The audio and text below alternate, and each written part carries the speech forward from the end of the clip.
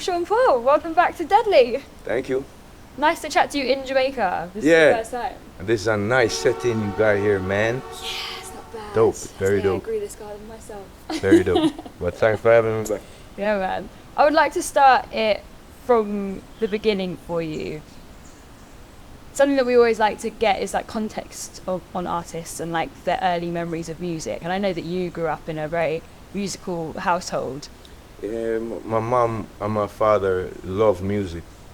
She was in a band for a sec, but they didn't really take it that much serious. They did acting a little bit too, but mainly they were free spirits, I guess. Father was a hustler mainly. Right. Got in a lot of trouble mainly. Yeah, and my mom's an artist, so you know she paints watercolor and acrylic and scenes. She doesn't like people, so she would love this scene to paint like this. She's painted people before, but she'd rather paint places. Yeah. She's still around? Yeah, my mom's here. My pops passed away. She lives with my grandma, who's turning 100 this week. No way. So yeah. Wow. I feel like at that point you say congratulations. Or is it like it's not even a happy birthday at this point? we having a nice party for her, but yeah. you know, like it was be a lot of my mom's friends and people that she's seen grow up over the years that's coming. But yeah, it's a blessing. Amazing. So what's your like earliest memory of music then? Like, do you remember the time when you were like, rah, this is me? Yeah, I do remember crying at a school barbecue. I was probably 5. I couldn't find my parents, and just the sound of my voice over music, it was ring my bell, and I was like, ah. and it sounded weird to me. It sounded. I remember going into the studio for the first time to the demos years later, and that memory came into my head to hear myself over a track. So yeah, I was crying on the track from them time. But I can say that you know my moms and my pops used to print T-shirts, like for Stone Love and for Reggae Sunsplash, and they used to go to Reggae Sunsplash. And although I wasn't really allowed to go at the time, because I was a bit young and they were staying up all night, they didn't want me there, I would hear the stories of how hectic and crazy it was and amazing as well. Because they were vendors, they were selling shirts, so it was really crazy. But just the energy of that was awesome. And then my aunt, my mom's sister, she started a sound system when I was a kid, Sparkles Disco. And Sparkles usually plays a lot nowadays for more carnival events. But back then, still going. Yeah. But back then they played everything. It was like a mixture of just different stuff, pop and reggae, and to us growing up here, there was no difference between a Cinderella or a Tiger. We wanted to hear both of that music in the same party. So time after time, and then no longer got it had to be playing in the same party. So my grandmother had a big front yard. We lived there, and then they would have parties there like every Easter, every summer, every Christmas. So from the age of about 12, 13, I was like a sound boy, picking up the boxes, doing all that.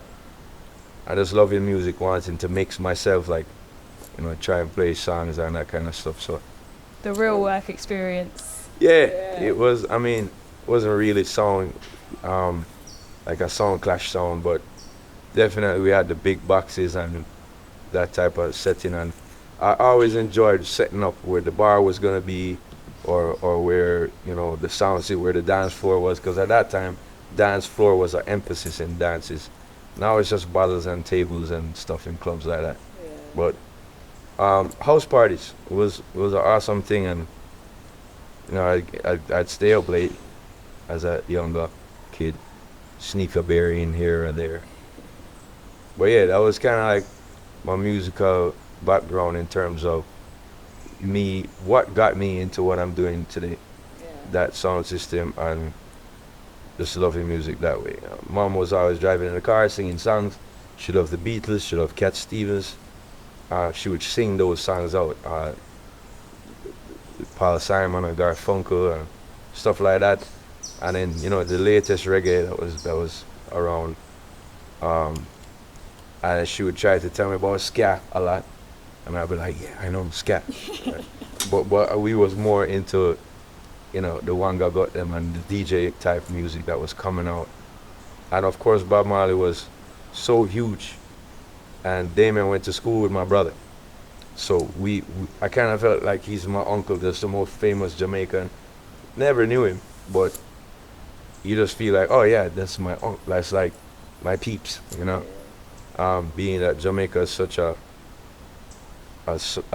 close-knit society then, or a small place in terms of numbers of people. And that inspired me as well, his whole journey and what he stood for. And then different bands, Third World, grew up with my dad in Mona.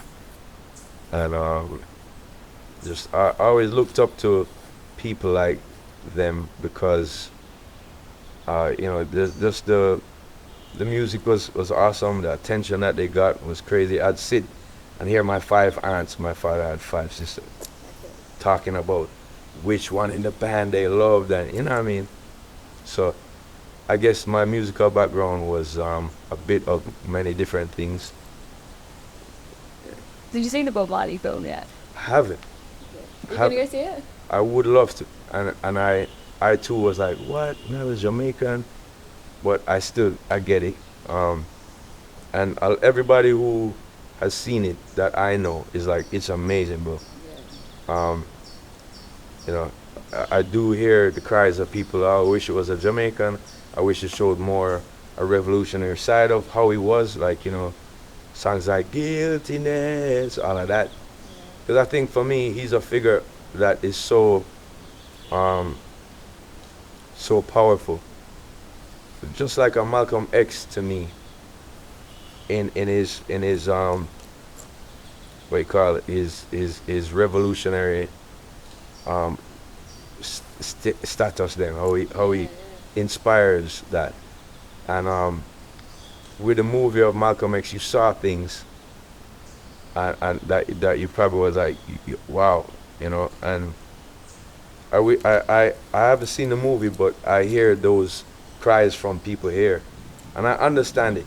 But then, same with like my career, I'm a very conscious person, but you wouldn't know that seeing me and my lion teeth, and hearing me on stage with all the winding up songs that I got. It's more about, for me, where I come from with music is like just I provide a place where you can escape for a few hours. Because to me, there's a lot of hardship here around us. And people like Bob Marley done said all of that, what needed to be said. And they have some younger artists doing that not right now too. But mainly my music has been about the good times and trying to forget what's mundane and hard and difficult to deal with out there in society. Yeah, man, for sure. Your music has always been uplifting, fun, and and there's positive message with it, which is really nice. Which is funny because your first song started with you crying over a track. Yeah. You're the originator of emo dancehall, it seems. Yeah. Wait, then. But so going back, did you ever have a normal job? Yeah, when I was in school, we did, summer jobs and stuff, and then... What did you do? As a kid, my father did things like, in Christmas time, get Christmas trees and sell them. So that kids' jobs looked like that. I would be there helping to wrap up the trees. So there's somebody out there who got sold a Christmas tree by shortfall. Oh, for sure. A lot of people from Ligani. I was in Ligani selling Christmas trees. Mad. Right by where the Wendy's is. Right, yeah. So, yeah. But then also, growing up, I did hotel management, and then every summer we did, work term internship. So, making up beds, cleaning, cooking in the kitchen, behind the accounts desks, that kind of stuff. You had to be experienced at least with 2 weeks out of every summer in the different departments. So it was like a month long or 6 weeks long kind of thing to do all that. Yeah. I did work in a bank. Okay. I can't see that, but like. Lodgements. Amazing. I was the lodgements dude. Right. And count other people's money and that kind of stuff. And at those times I'm doing demos, like really gotten into music more, and you know I'm not afraid but apprehensive of showing people, yo, I'm doing music, because everybody that I did say, yo, listen to this, they would be like, they know me as the Lodgements guy, you know what I mean? Yeah. But I wore a tie and you know, poured to work at 7 in the morning. And I used to work in the dry cleaners when I was 15, and my mum was like, see you working in fashion, it's all going well. It's a little different, Mom. Yeah, that's how it started. Yeah. But yeah, that's interesting, man. Do you think that you would have done anything else ever if you weren't an artist? Like, or was it just that for you? My mom's and pops swam for Jamaica. And so they used to teach swimming when I was a kid every summer. For a couple of years when I was a kid. So and my aunt, the same aunt that had the sound system, she was actually the swim coach in Immaculate High School. So for years, she had the champion team, and that was a thing for me where I wanted to go to the Olympics. And you know, my parents also coached my coach, my mom did. And he grew up to be my coach, and he went to the Olympics in '84. Qualified, came 6th, you know, and so that was my dream as a kid. And I think that if this never happened as a career, I'd have probably been more involved in coaching. My dad, I can see that. yeah, my dad did some crazy shit in his life, went through a lot of stuff, went to prison a few times, crashed a ganja plane in the Everglades once. Wow. Survived, and then after coming out of prison, he kind of calmed down when we were way older and started to coach again. And so I still feel like, and even now I'm involved with the water polo in Jamaica, and I do go and train when I can. It's a really relatively small sport. There's a lot of kids who, like, they do it, they get to a great level, they go away, represent Jamaica for a few years, but then they got jobs and families in their 20s, and it kind of dissipates. It's hard to, you know, water polo training happens at 6, 7 in the evening, and it's hard to kind of leave your family and you know, just leave work, go and do that, which I did when I was in the bank for a long time. I was in the bank for about a year and a half, and every day I'd finish work and go straight to the pool, just like in school. Finish school at 2 o'clock, go straight to the pool. So that's a lot of discipline that kind of is in me from them time. And I think that I'd probably, be more involved than I am now. Yeah. Well, I guess all that discipline paid off, because now here you are, like, well, I mean, it's more than 2 decades, right? 25 years, would you say, when you first started popping off? First demos was 94. My first song was released in November 96. That's maths I can't do, but it's a more far than way 20.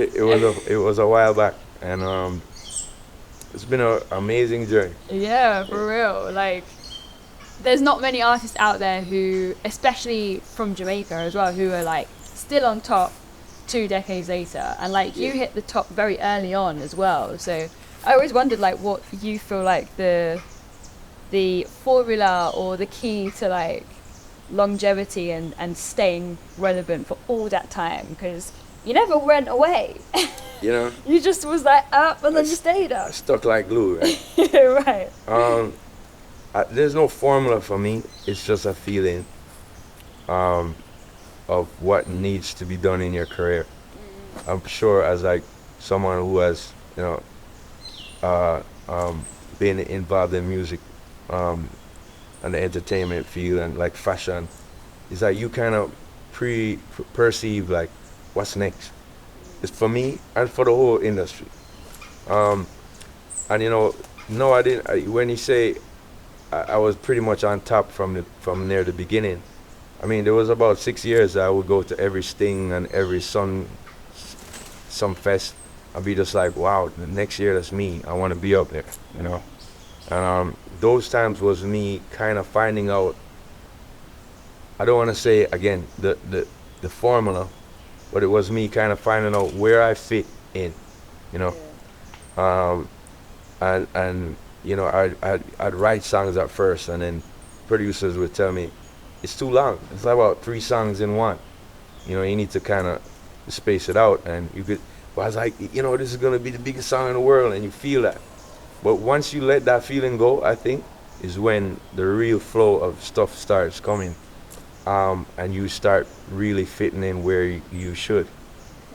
And so that's what I have to say to young artists: do it from the heart, and remember that feeling that you got as a kid is what I always tell people. When I hear a song that give me them butterflies, and like, you know, I'm dancing up on Homegirl, you know, it makes you, it gives you something to last through the whole mundane week then. And that's kind of like what my thing has been. So fitting in, it don't mean like just being complacent with what is given to you. Yeah, you can strive for more, but every time you have to remember you're not the only player in the business. And I think that's what younger cats, it happened to me too. You're like, oh, it's all about me. I want everybody to know about me. I want this song to be the best. So you overdo it. But the minute I stopped overdoing it, I just started going with the flow of what was in the room, or the flow of, you know, also being cognizant of the flow of where this business was and what it needed next, then it's a no-brainer after that for me. So those first 6 years was me doing that, and then finally coming to the realization that it's not always about you. When a band comes together, it's the drumming and the bass and the keyboard or the guitar, and it's different elements, and it does come together in a different way. But kids nowadays, and especially even from my generation, is like we were less about the band thing. It was more about, oh, it's these computer rhythms that someone will hit, and then you spit your lyrics on it. And so it was kind of self-centered. And I think that just me, just as I said before, kind of seeing where I fit in and just loving that place with whatever I got and adding to it, then you become the focus of attention, even when you're not looking for it. Did you think that's where like some young artists are going wrong? Like, I think it happens to all of us. Like, there's so much people around you telling you you are the shit. You know what I mean? And so much people telling you, you know, go ahead and do it, and whatever, like yes men. And it does affect the course of your career. I've seen people come through it and realize, oh, yo, I don't, you know, I need to do these things instead of paying attention to so much of that. But it does get us sideways at times. Like, when you have a hit song in this country, music is such a powerful thing in general, but to us in this country, we know thousands of songs by the time you're 12. You know a lot of songs. And it's like, you know, you think you're the shit. And honestly, I did too. And then when I learned about numbers and about how much people are actually out there, I mean, like it happened to me in this concert just yesterday. Go to Cali Vibes concert in LA. There's thousands of people there, and then it's like I went to an after party somewhere else who wasn't like with the concert. No one in there really noticed who I was at first, like, because you're not the focus of that, but you think when you're on the stage, everybody in LA knew I was here. Right, you know what I mean? So it does, and that's why I like to kind of like walk in different circles sometimes and check out some different vibes. Yeah. Because it give you a more real sense of where you actually are, and oh, I'm not the center of the whole attention here, and there's more work to be done, you know. And more work don't necessarily mean just music. It means being like accessible to people in interviews, yeah, but also on the street, just stopping for a little talk, taking a little vibe here and there, pictures. Active on social media as well. Yeah, like, those things are important. I always see you replying to comments and I try. Yeah. But that's another thing with you, I think, that adds to the longevity, is that it's very clear that you are you don't leave things to other people. You're a hard worker, and that, like, I even see you sending your songs to people on WhatsApp. Do you know what I mean? Like, these little things. Yo, did you get my new song? Like that. That's important. Like, you don't Becca, have to still be doing that. Yeah, literally. Like, that just shows your work ethic and involvement. Yeah, the way you're involved. You also said that you produce music as well. You said your new tune. You played all the instruments. Like, all of these things, I think, really add to that as well. Yeah, I mean, over the years, it's kind of like when people say I love your music, I used to think to myself, oh, but that's Sly's track. It's actually Sly's music. I'm involved in it for sure. But and then a burning start to come in for like I want to do more. And again, you have to realize that in that process too, it's not gonna be always what you feel you want to bring to people that is actually needed in the genre itself. So there's a lot of collabing with my production as well. Like, I don't think I'm the be-all end-all producer, no way. I just trying to put my best foot forward too. Yeah, right there. I know you said a lot of times that you're not a fan of like clashing in the culture, and then I saw a little quote from you that was it said something like, "There's parts of the culture that I would rather leave out because they're more negative," or something along those lines. Yeah. And that really like validated me, because I've been having that discussion recently around like artists using homophobic terms in songs and stuff, and that's something that we've been trying to not put in our dead sessions. That somebody was like, oh, but you're watering down the culture, that's a part of the culture. And like, so when you said that about it's okay to leave things out, I thought that was really great to hear. It's for us to pick and choose, I mean, again, there's many parts of different cultures that are amazing. Like in Japan, it's an amazing culture of understanding each other and unity kind of vibe. The Buddhist thing is prevalent there. But also, there's a part of their culture that just in the food, they eat a lot of soda. That's bad. You know what I'm saying? Right. American culture, there's great things about it, but then there's also obsessive and crazy things about it, And so for me, it's like the word culture, I'm not going to let it trick me. That it's like, oh, that's part of the culture, so that's where it is. There's things that can shift culture and people that can shift culture and change.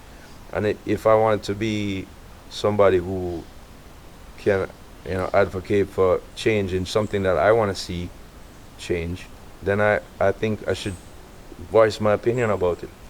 And so the clashing thing, I understand where it came from. A lot of people say, oh, it started with Supercat and them generation, and it's your father that. And no, it didn't. It started way before that. Delroy Morgan, there was clashing back then in the 60s, but that clashing was a bit more fun. And then even Beenie Man Supercat and Beenie Man and Bounty Killer clash, those type of years, with Supercat and Ninja and Shabba and Ninja, and those type of things, it became a little more serious. And of course, as a teenager, you're like, yeah, that's hardcore, I love it, you know what I mean? I used to go sting every year just to see it, and to see 40,000 buttons like flying over your head, like, wow, if one of those hit me, I'm dead. You know what I mean? It was exciting. But then, just juvenile stuff to me, and there's certain things about it I wish would change. Clash culture in general with a sound system is not that bad, but for me, it is a definite big part of how we break songs and introduce them and just become dominant sound systems and all of that. But then the artist clash thing, I kind of wanted to stay away from it. a lot of people write to me, oh, because you're afraid of it, you're not good at it. And I'm like, you don't know me. I'm a very potent MC, and I think I could do some damage. But when I think of people like Bob Marley's career, or the work that Third World has done, the work that Steel Pulse do, Peter Tosh, Burning Spear, that's where we're coming from. And that's part of my root. I'm not severing that root. And they were not about any of that. Where they brought the culture to. You know, they didn't bring the clash part, you know. They brought the unity part. And for me, even though dancehall is arguably different, you know, there's similarities and it comes from it, I would like to feel like, yo, there's other parts of my culture that I can love and revere and find way more interesting. And I think in general the world does too, like than the clash. You know what I mean? In general, if clash music was the be all and end all of what it is to be a dancehall music and to be the most vulgar and the most disgusting in lyrical wise and just get attention in that way, then, you know, drill music and dancehall music would be the highest selling music in the world. But to me, it's more derogatory and it's more, you know, a crab in a barrel type thing. When all of us could come together, I've seen years when hip hop does go against each other, for sure. But more has come out of people collaborating from different sides of the society that never knew each other, probably never got along or didn't understand each other as well. But then it brought people together, and I think that's what music's supposed to do. I never think that for me, trying to validate my own talent in front of a crowd of people against someone who also knows how hard it is to be an artist. Yeah. You know, trying to lyrically battle them for the enjoyment of some people who's never been on a stage show, never written a song. They're critics of us, you know. I heard Dave Chappelle the other day say, I got two impressions, and he did one which was very stupid, and then he did another one and said, like he was complaining all the time, and he says, you know who that is? And the crowd was like, nah. He goes, that's you motherfuckers. You understand? He's like, you're always judging us. And it was funny to me, and it reminded me of that.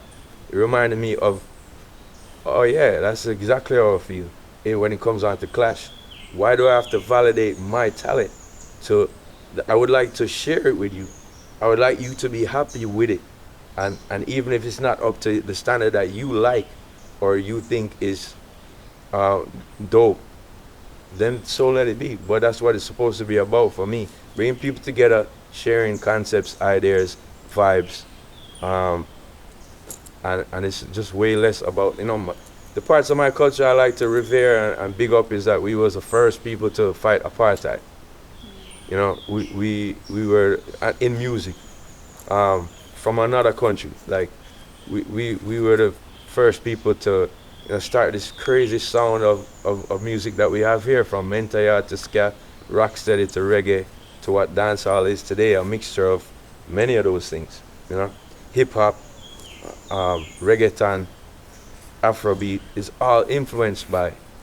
Even soca nowadays, they're doing jugglings. So for me, those are parts of the culture I like to emulate and be like, yo, this is great stuff.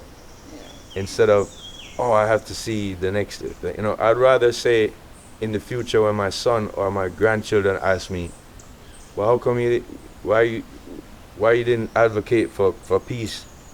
I like to say I did, other than, well, I was bored, so I just wanted to see people clash. Because that's what I get from a lot you just get bit. Yeah, and I got it. Well, that's what a lot of people say to me when I'm like, why do you need the clash? They're like, dancehall boring right now. I'm like, that's really childish to me. And also it kind of just pushes the narrative that there's only one person on top, and it's like, you either like this person or you like this person. It's like, we can all be winning, like, exactly. We can all win, everyone can be sick, and that's why, like, a lot of other genres are really, like, propelling, because there's so many artists and everyone's coming up together. I heard Russian say it the other day, the producer, and I was like, this kid is totally right about that. In most genres that come through, there's at least 15 people who are making noise in different directions. At least here, so I was like, oh, he's the man. And it's like, well, I don't really believe in that either. It's true. It's true.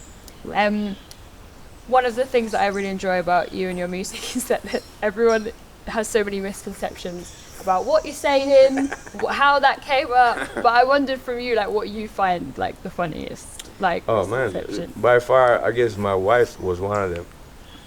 When I first met her, she was like, "Where's Balthazar?" And I'm like, "What? I'm not a geographic specialist. I don't know what you mean." And she's like, "You said it in your song." And her and her sister attacked me. "Yeah, you said it." I said, "Which song?" They said, "Baby Girl." I said, "Where did I? I've never said. I don't even know what a Balthazar is." She said, "Yeah." She said, "Baby girl, don't cry no more. Tell me, say you can't get the pain longer. That's the way in Balthazar." That's not what I said. I said, "Dash away that boy for sure." So I've been getting it from the beginning. And like, you know, even me growing up as a kid, it was funny listening to dancehall, and you know, sometimes I know what the dude's saying, or sometimes you have to check, like, what is he talking about? You know, even in rap too. I remember as a kid, my cousin, she was like, "Why does Supercat want us to wild up a tree?" I was like, "What do you mean?" He says, "Wild up a tree, wild up a tree." Like, why is he wilding up a tree? I'm like, "No, he's saying wild Apache." You kidding me? So like, it's just the pronunciation and the way how we say it. Wild Apache, you know what I mean? And she heard wild up a tree. Similar, I know a lady who somebody told me a story of a lady who said, a dude who said that Bob Marley was saying, if you don't have a woman, then you won't cry. And that's not, they're thinking, oh, woman is problems. And if you don't have them, then you're better off. That's not what he's saying in the song. So it's all about, you know, your perception of what it is. It's kind of nice that people just make their own versions up. Yeah, especially because, I mean, with songs that Bob Marley and those generations did, or, you know, Jimmy Cliff, they were speaking mainly English. Yeah, in their own accent, but not heavy patois. And us, we speak heavy patois, you know what I mean? She want a man with this, I mean, if you give her the permission, she don't get the house and car, but, you know, it's like, some people don't know what I'm saying, and I get it, but also with me, with a lot of Afrobeat, or especially reggaeton, I don't speak Spanish, so, but I get some verses, or I get some parts of the hook, and it brings me closer to the song, and it's a vibe, you know what I mean? It's music. For real. Yeah. When I last spoke to you, I think I asked you, has there been anybody who has mistaken you for someone else? And you said Shaggy, and you said that, you know, someone thought you were Shaggy, and you said it wasn't me. Still get it. But it made me think, like, has there been a time when you misunderstood who a person was, like you mistook them for somebody else? Oh, yo, I big up to Don Tolliver. I just met him but I was shaking somebody else's hand going, "Love your music, bro." And they were like, "It's him." And I was like, "Oh, did he say it? Yeah, he did. Oh, okay, but he was cool about it. But like, honestly, I love the music, and I never really checked him out in terms of his image before. Yeah, I've got a whole heap of artists who I listen to and I don't necessarily you don't really know what I mean. So it's funny, but I mean, same point in time, you know, I've had like an old Spanish lady sit down on a plane beside me.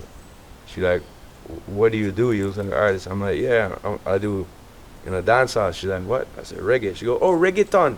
I love reggaeton." And there's still people today that write, "Oh, you're the best reggaeton artist." And I'm like, what? I mean, you do have like a couple of reggaeton songs, I guess. Yeah, right? But you know, those names or the boxes that we like to put things in, it is that. It's boxes, you know? And so it's music. So while I do advocate for being someone who loves this genre and tries to push this genre, I don't want to take it that serious in terms of, you can experiment, you can do your thing.